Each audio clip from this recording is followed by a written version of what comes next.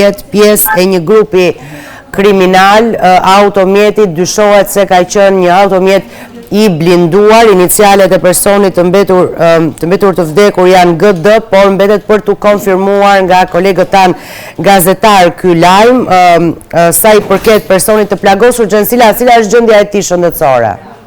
Është në gjendje të rëndë në fakt, pritet të transportohet drejt spitalit për të marrë ndihmën mjekësore, por nga të dhëna që ka mundur siguroj është në gjendje të rëndë dhe është në këtë lloj forme në fakt për grupin e timor është e pamundur të merret dhe dëshmia apo deklarimet e tij për atë se çfarë ka ndodhur apo nëse mund të ketë parë ndonjë nga personat që janë autor për atë kësaj ngjarje.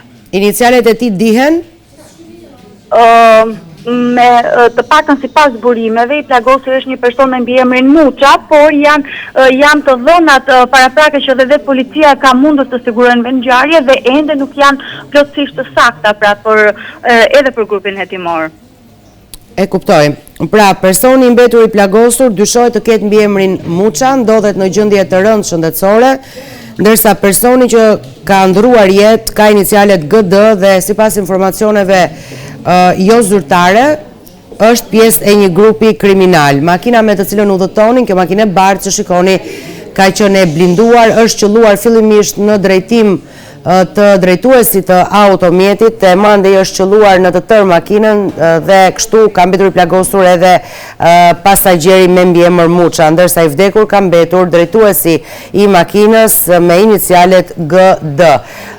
Dëshmitarët okular kanë tentuar t'i vinë në ndihmë, njëri prej tyre shkoni, jo vetëm ai, po edhe një nga forcat e policisë për të hapur makinën sepse ishte e pamundur, janë detyruar të thyejnë xhamin në mënyrë që të hapej makina dhe t'i vijnë në ndihmë personave të cilët ishin qelluar, por aty është konstatuar pastaj se njëri prej tyre kishte ndëruar jetë dhe bëhet fjalë për shtetasin me inicialet GD, ndërsa tjetri është në gjendje të rëndë shëndetësore. Ky është një atentat i mirë organizuar, dyshohet që ndodh në një orar kur aty në këtë zonë ka një qarkullim të madh automjetesh dhe këmbësorësh. Jemi pranë aeroportit të Rinasit, aeroportit Nën Tereza, hyrjet daljet drejtit dihet që janë të shumta, edhe në këtë orar, sidomos në këtë orar, është qelluar në mes të ditës në drejtim të makinës nga një tjetër makinë.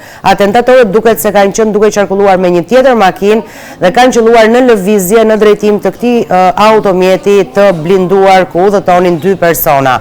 Njëri prej tyre ka mbetur i vdekur, është shtetasi me iniciale GD, sipas informacioneve paraprake që disponojmë jo zyrtare, pjesë e një grupi kriminal, dhe personi tjetër ka mbetur i plagosur, ndodhet në gjendje të rëndë, dyshohet se ka mbiemrin Muça. Këto janë informacionet që disponojmë deri në këtë moment, ndërkohë që ju kemi treguar edhe foton e parë nga vendngjarja e mandej pamjet e para nga vendi i ngjarjes. Gjensila, po, keni mundur të siguroni të tjera të dhëna gjatë këtyre minutave?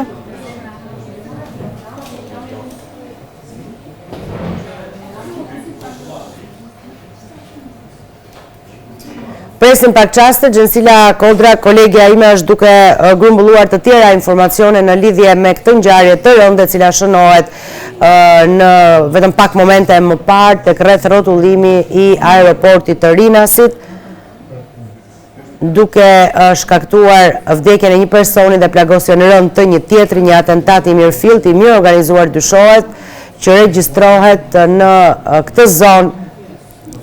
Është qelluar në drejtim të kësaj makine të bardhë të blinduar nga disa persona të cilët kanë qenë duke qarkulluar dhe lëvizur me një tjetër makinë. Makina dyshohet se pas atentatit është larguar drejt fushkrujës, janë ngritur postobloqe për të mundur për ta kapur atentatorin ose atentatorët ose makinën me të cilën ata qarkullojnë.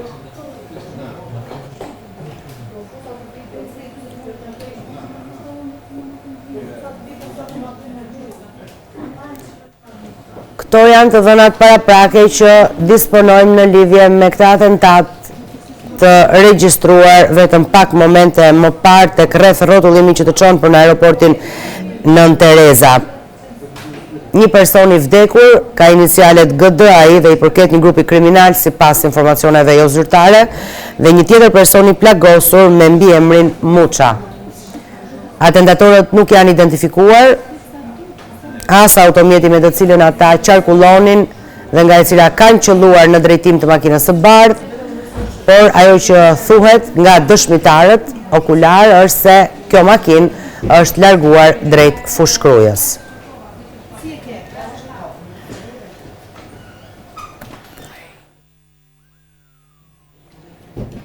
Rishikoni dhe njërë në ekran këto pamje që tregojnë momentet e para, pasi është qelluar, ky qytetar ka tentuar të hap makinën, ajo nuk hapej dhe ai atëherë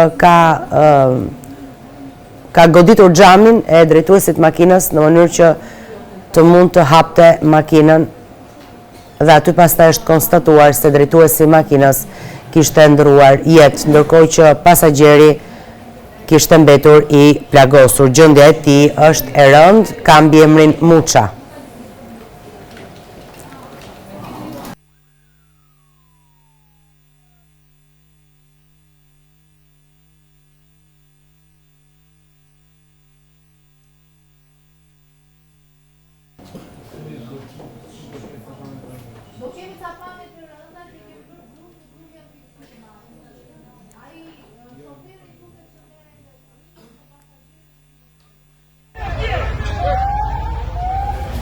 Këto janë disa pamje të tjera që tregojnë momentet e para të fiksuara nga dëshmitar okular të asaj që është parë brenda makinës pasi është qelluar. Janë pamje të rënda, kështu që kemi ruajtur etikën dhe po i transmetojmë në këtë mënyrë.